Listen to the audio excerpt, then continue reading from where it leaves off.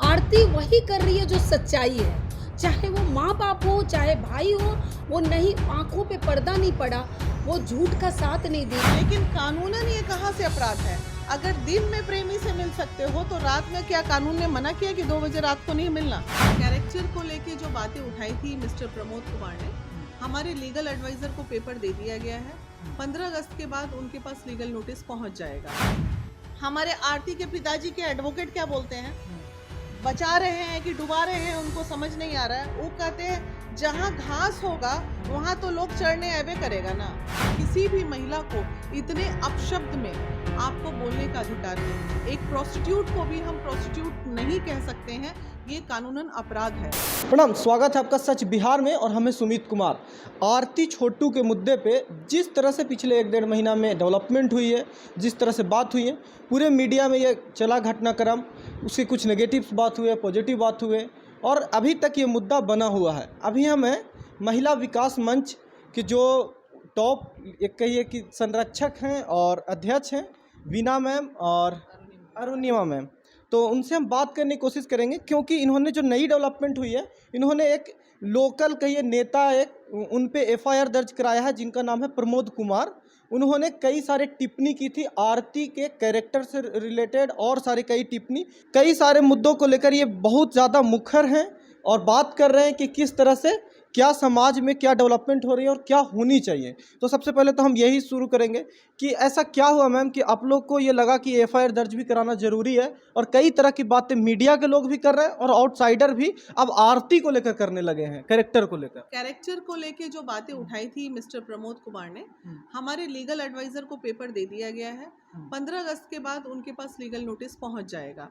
वो कोर्ट के थ्रू उनके पास नोटिस जा रहा है, वो थाना में एफआईआर नहीं हुआ है इसका। पहले हम उनसे स्पष्टीकरण मांगेंगे कि किसी भी महिला को इतने अपशब्द में आपको बोलने का अधिकार नहीं है। एक प्रोस्टिट्यूट को भी हम प्रोस्टिट्यूट नहीं कह सकते हैं, ये कानूनन अपराध है। तो इस तरह का संविधान की जानकारी अगर उस जनप्रतिनिधि को नहीं है तो देना हम जैसा सामाजिक महिलाओं का कर्तव्य बनता है और उन्हें मीडिया के सामने माफ़ी मांगनी पड़ेगी इस चीज़ के लिए, क्योंकि ये सवाल आरती का नहीं है, सवाल तमाम बिहार की बेटियों का है। आज आरती को प्रमोद कुमार ने गलत शब्द से संबोधित किया, कल कोई और करेगा, परसों कोई और करेगा, तो ये जो परिचलन चालू हो जाएगा तो इस परिचलन को रोक लगाने की ज़रूरत है।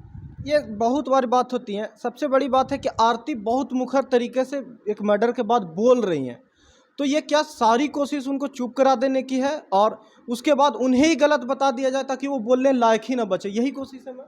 देखिए, हमें भी लगता है कि यही कोशिश है, क्योंकि आरती के लिए इतना आसान था इस केस से बचना। वो अगर बोल देती, मान लीजिए उनके मन में थोड़ा सा भी लड़के के प्रति नहीं होता, आज उस लड़के के घर में नहीं होती। दूसरी बात, वो बड़े आसानी से बोल देती लड़का हमको छेड़ रहा था इसीलिए हमारे घर वाले उस पर प्रहार किया और उनकी मौत हो गई। अगर थोड़ी भी ऑनेस्टी उसमें नहीं होती, वो तो अपने घर वाले को छोड़ दी क्योंकि एक सच्चाई के साथ हो गई, इसलिए आरती आज खराब हो गई। अरे उसकी गलती है कि वो रात में बुलाई। एक सामाजिक तौर पे इसको गलत बोला जाता है सामाजिक तौर कि आप रात में बुलाए, आपने गलत कर दिया।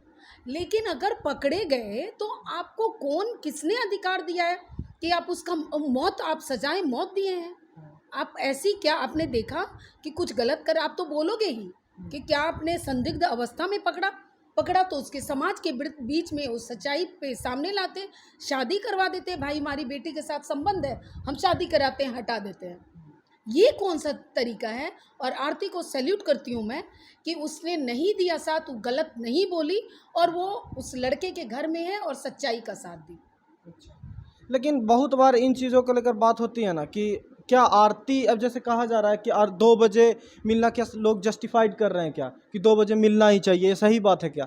तो सामाजिक तौर पे तो मान लीजिए गांव में इसको लेकर तो बहुत सारी बातें होंगी और ये अब कहीं ना कहीं गांव के लोग कहेंगे कि कह भी रहे हैं और लोग शहरों में भी बात कर रहे हैं कि 2 बजे नहीं बुलाना चाहिए था। तो 2 बजे के लोग, जो लोग आरती को इस मुद्दा पे समर्थन कर रहे हैं, उन्हें कहा जा रहा है कि आप 2 बजे मिलने को लेकर जस्टिफाइड कर रहे हैं, तो ये कैसे है? अच्छा, एक बात बताइए मुझे, कि इंसान जब किसी से मोहब्बत करता है और किसी के रिलेशन में रहता है, अगर आरती ने मन से उसको पति मान लिया था, तो एक पति पत्नी के तौर पे इसको अगर आप समझिए, आज वो विधवा के रूप में है तो हम उसको मान सकते हैं ना पति पत्नी।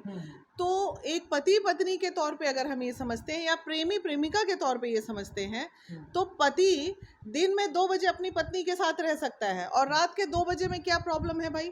चोरी हो रही थी, चूंकि पति पत्नी बने नहीं थे तो सामाजिक ये कहीं ना कहीं गुनाह था, ठीक है, सामाजिक रूप में गांव में ये गलत था, हाँ गलत था। लेकिन कानूनन ये कहाँ से अपराध है? अगर दिन में प्रेमी से मिल सकते हो तो रात में क्या कानून ने मना किया कि 2 बजे रात को नहीं मिलना? सामाजिक ये गलत हो सकता है लेकिन कानूनन ये अपराध नहीं है। बात कानूनी हो रही है, जब कानून की बात आएगी, जब सजा की बात आएगी तो ये कोई अपराध नहीं है। अब लेकिन एक बात और भी बोलने लगे हैं लोग कि जो लड़की या लड़का, कहा जाता है कि 20-22 साल तक माँ बाप ने उसे पाला, बड़ा किया, सारी ज़रूरतें पूरा की, जो उनका नहीं हो सकता तो वो क्या होगा किसी का, ये बात भी कही जाती है। तो इस पे एक सवाल है कि ऐसा क्या होता है? आप इन पे काम कर रही हैं तो आप लोग को ज़रूर ये अनुभव होगा, थोड़ा बहुत तो होगा ही, कि ऐसा क्या होता है कि जो 20-22 साल, जैसे मैं ही अपने घर में रह रहा हूँ तो एकदम से अपने पिता के खिलाफ शादी को लेकर हो जाऊँ या फिर ये, तो इसमें किसकी दोष है? इसमें उस लड़की की दोष है, लड़के की दोष है, या फिर उस फैमिली की भी दोष है कि आप जब एक मैरिज की बात हुई तो एकदम से आपको समझता तो है, आपका बेटा या बेटी आपको भली भांति समझता तो होगा कि कौन से बात हमारे पिताजी एक्सेप्ट करने वाले हैं और कौन से नहीं एक्सेप्ट करने वाले हैं। मैं बताती हूँ, देखिए मैं इसमें उनके फैमिली को इसलिए बोलती हूँ, मैं दोष ही नहीं बोल रही हूँ, मैं बोलती हूँ इनकी इतनी अच्छी आरती की नर्चरिंग किया आपने सिखाया सच्चाई, बेटा सच का साथ देना, बेटा कभी गलत ना करना। क्या करोगे? आपने सिखाया, बच्चा ने कर दिया। आरती वही कर रही है जो सच्चाई है, चाहे वो माँ बाप हो, चाहे भाई हो, वो नहीं, आंखों पे पर्दा नहीं पड़ा, वो झूठ का साथ नहीं दी। एक इंसान जो अगर आया, गलती था उसका, अगर मैं इसलिए अगर बोल रही हूँ, अगर वो गलत था तो आपको मौत नहीं देना था तो वो आरती हो सकता है वो छोड़ देते ना सामाजिक तौर पे, तो वो झूठ भी थोड़ा बहुत बोल देती। लेकिन जिस तरह से उसको मार दिया गया निर्दयता से, इसलिए वो सच का साथ दी है। इसमें भी उनके फादर मदर की नर्चरिंग का दोष है, और ये अच्छी नर्चरिंग है कि सच का साथ दे रही है। अब नॉर्मल क्वेश्चन सा है कि प्यार मोहब्बत को लेके इतनी उग्रता क्यों है फैमिली में, बिहार में या फिर जहाँ भी कंट्री का ये माहौल है, बिहार में तो कुछ ज़्यादा ही है। लोग एकदम से गार्डियन इस तरह से रिएक्ट क्यों करते? क्यों नहीं अपने बच्चों को भी वो थोड़ी समझना चाहते हैं और बच्चे भी थोड़ी समझे? तो ये कमी कहाँ पे आप लोग को लगती अभी है? आपने अपने ऊपर बोला, हाँ, आपने बोला कि मैं भी अगर पेरेंट के साथ ऐसा करूँ, हाँ, आप यंग हो, एनर्जेटिक हो, जवान हो, अभी किसी भी लड़की से आपकी दोस्ती जीवन में हो जाएगी, तो अगर आप मोहब्बत में आ गए और किसी कारणवश आपकी उम्र को, जो कहते हैं ना अभी जवानी का खून है, लोग ये जो कहावत है ये गलत नहीं है, सही है, जवानी का खून है, आपको कंट्रोल करना शायद मुश्किल होगा। लेकिन अगर मैं आपके माता पिता जो आपके हैं, उनको क्या चाहिए ये ऐसे मुद्दे पे? उनको ये चाहिए कि शादी माता पिता अपने लिए करते हैं कि बच्चे की खुशी के लिए करते हैं। तो जब मेरा बेटा यहाँ खुश है तो माता पिता को एक्सेप्ट कर लेना चाहिए। तो यहाँ मेन रोल तो माता पिता का आता है ना। बच्चे तो गलतियों करने के लिए ही बनते हैं, और बच्चों की 50 गलतियाँ माफ, लेकिन पेरेंट्स की एक गलती भी माफ नहीं की जा सकती है, क्योंकि वो गार्जियन है। अब पेरेंट्स कैसे तो नेगलेक्ट वाले ही मूड में होते हैं ना, सुनने के मूड में ही नहीं होते कि ये बात को करा जाए। कम से कम एटलीस्ट बैठ के बातें तो करे, आप रीजन तो उसे जस्टिफाइड दे कि ये रीजन से तुम्हें नहीं करना चाहिए ये। तो ये बहुत बार बात ही नहीं होती, ये बात करना देखते हैं कई बार ना कि बच्चे भाग जाते हैं घर छोड़ के बिना बताए भी, तो उन्हें अब बाद में पेरेंट्स कहते हैं कि बात नहीं किया, आपका माहौल नहीं था ना वो घर का। आप बच्चों के साथ फ्रेंडली नहीं थे, आप बच्चों के साथ फ्रेंड की तरह ट्रीट नहीं हो रहे थे, आप एक तालिबानी गार्जियन थे, आंख दिखा के, डंडा चला के। तो वैसे में बच्चे या तो घर से भागते हैं या चुपचाप गलतियां करते हैं, पेरेंट को बताते नहीं। आप अगर समझने वाले पेरेंट होते तो बच्चा कभी गलती भी करता है ना तो वो आके बता देता है, मम्मी हमसे ये गलती हो गई। मेरे बेटे ने एक बार कहीं ना कहीं, मैडम को पता है, लाखों रुपए का नुकसान कर दिया अभी कुछ दिन पहले। लेकिन उससे गलती हो गई, हम दोनों ने समझा इस चीज को कि भाई बच्चा है, गलती हो गई। अब दूसरे पेरेंट रहते तो ये कहते, अभी एक मोबाइल लेके गया 40 कौन सा मोबाइल था, एप्पल का मोबाइल लेके गया, किसी ने बोला लाओ मैं उधर दिखा के ला रहा हूँ, उसके हाथ से मोबाइल छीन के चला गया। अब दूसरा पेरेंट रहता तो उसको बहुत मारता, बेइज्जत कर देता, डांटता, लेकिन हम चूंकि दोस्त हैं अपने बच्चों को, गलती तो बच्चों से हो सकती है, उसने जीवन में एक सबक ले लिया। अगर मैं उस वक्त उसको मारती, डांटती और आए दिन ताना देते रहती, तुम्हारे कारण मेरा इतना लाख का मोबाइल चला गया, तो वो कितना डिप्रेशन में जाता और वो कहाँ उसका डेवलपमेंट रुक जाता। ये चीज़ पेरेंट्स समझते नहीं है। चलो बेटा ठीक है, कुछ सीखा इससे, अगली बार ये गलती नहीं होनी चाहिए। अब उसका कॉन्फिडेंस लेवल हाई हुआ, दोबारा कभी उसके जीवन में वो इस तरह की गलती नहीं होगी। तो अगर हम बच्चों को मारते हैं, पीटते हैं, डांटते हैं, तो उससे कोई भी बच्चा अच्छा बन ही नहीं सकता। उसके आक्रोश बच्चे के मन में आ ही जाता। आप बार बार कह रहे हैं आरती की गलती ऐसी थी, आरती की गलती ऐसी थी। किसी भी मीडिया कर्मी ने ये नहीं बोला, क्योंकि वो पुरुष था, छोटू नहीं रहा, छोटू की गलती नहीं थी। छोटू क्यों चल के आया अपने माँ बाप के अगेंस्ट में, क्यों उठ के आया? आरती तो अपने घर में थी, तो गलती तो छोटू की थी, क्यों गया वो? आप आरती को क्यों, हर मीडिया कर्मी बोल रहे हैं आरती की गलती, पूरी जनता बोल रही है आरती की गलती। अरे भैया छोटू की भी गलती थी, दोनों की गलती थी इसमें, तो दोनों की वो गलती चल के तो वही गया था। अब देखिए, ये देखिए नियति, देखिए हमारे आरती के पिताजी के एडवोकेट क्या बोलते हैं, बचा रहे हैं कि डुबा रहे हैं उनको समझ नहीं आ रहा है। वो कहते हैं जहां घास होगा वहां तो लोग चढ़ने ऐबे करेगा ना।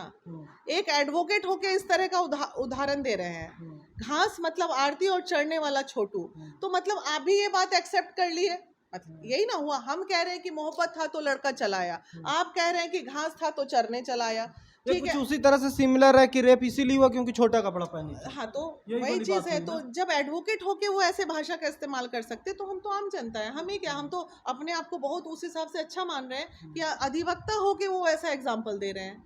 आरती के फादर के अधिवक्ता का स्टेटमेंट। अब सवाल है आप लोग से मैम, कई लोगों ने आपके वीडियोस पे भी हमने कमेंट देखे हैं, बहुत सारे मीडिया कर्मी जो एक इंटरव्यू चली है आपका, तो उन पे भी देखा कि कमेंट कर रहे हैं कि अब जो है ना इस तरह के मुद्दे का इंतजार करने लगे हम ऑर्गेनाइजेशन जो नए बन रहे हैं या फिर इस तरह के काम कर रहे हैं कि आपको फेमस होना है पॉलिटिकली, तो इस तरह के मुद्दे पे एक एफआईआर किए और हम बहुत फेमस हो गए, पॉलिटिकली अवेयर हो गए या पॉलिटिकली लोगों के बीच पहुंच गए। तो क्या मकसद है इस एफआईआर के पीछे और पूरे मुद्दे? वो लोग लिख रहे होंगे जो महिला विकास मंच को नहीं जान रहे हैं या वीना मानवी और उनकी टीम को नहीं जान रहे हैं। जो नए लोग हैं वो ये लिख सकते हैं, लेकिन जो भी पुराने लोग हैं, हमारा महिला विकास मंच 10 साल से काम कर रहा है, तो 10 साल में एक मुकाम पे हम पहुंचे हैं, और अच्छे से पहुंचे या बुरे से पहुंचे, अच्छाई में तो ये बुराई तभी हो रही है ना, क्रिटिसिज्म कहाँ होता है, जहाँ कुछ अच्छा कार्य होता है। तो हमें क्रिटिसिज्म से डर नहीं लगता है कि चेहरा चमकाने के लिए, चेहरा चमका हुआ है ऑलरेडी, चमके हुए चेहरों को क्या चमकाएंगे हम, ये बताइए ना।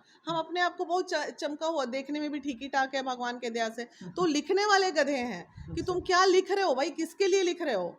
आज से चले जाइए, मेरे जितने वीडियोस हैं आप देख लीजिए, 10 साल पहले से मेरे वीडियो आ रहे हैं, तो हम तो पहले से ही चमके हुए हैं। मेरे लाखों फॉलोअर आज थोड़ी हुए हैं, 10 साल पहले मिलियन फॉलोअर मेरे कभी के हैं। आरती और छोटू की वजह से ही हम चमके हैं क्या? ये तो बहुत ही गलत है। जो भी लिख रहे हैं वो लोग लिख रहे होंगे जो हमें अभी तुरंत जाने होंगे। पुराने लोग कोई भी नहीं लिख सकते हैं। सब जानते हैं कि महिला विकास मंच ना तो पॉलिटिकल है, ना हमें पॉलिटिकली फेस चमकाना है। कौन मैडम ना किसी पार्टी से है, ना हम किसी पार्टी से हैं, तो किस पार्टी से पॉलिटिकली? भाई स्वयं सेवी संस्था है, अच्छा कार्य कर रहे हैं, तो जो कार्य करेगा उसी का ना चेहरा चमकेगा। अब कोई कार्य ही नहीं कर रहा है एनजीओ, तो उसका चेहरा कहाँ से चमकेगा, ये बताइए। आप मेरे पास क्यों चले आए? हम बुलाए थे आपको कि आइए मेरा चेहरा चमका दीजिए? नहीं ना, आप खुद आए कि नहीं मैडम अच्छा बोलती हैं, अच्छा कार्य करती हैं, चलना चाहिए। तो दूसरी मैडम कोई करती तो आप उनके पास भी चले जाते। एक तो कार्य करना नहीं, और जो कर रहे हैं उनको टांग पकड़ के गिराना, ये तो हमारे मतलब क्या नियति है लोगों की। इसलिए इसमें क्या कह सकते हैं, उससे कोई परेशानी नहीं होती हमें।